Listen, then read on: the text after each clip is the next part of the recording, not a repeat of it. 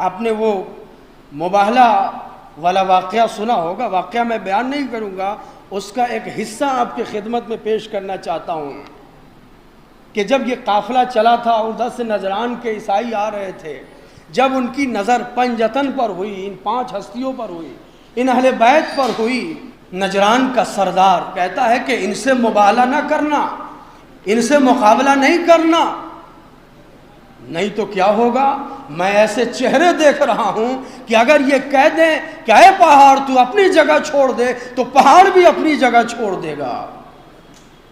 یہ کیسی حقانیت تھی، یہ کیسی سچائی تھی جو کلمہ پڑھنے والوں کو تو نظر نہیں آئی اور نجران کے عیسائیوں کو نظر آ گئی۔ جنہوں نے کلمہ چھوا نہیں تھا،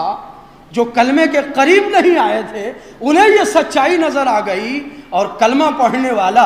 اگر یہ سچائی نہ دیکھ سکے تو اس سے بڑی اللہ کی مار کیا ہو سکتی ہے۔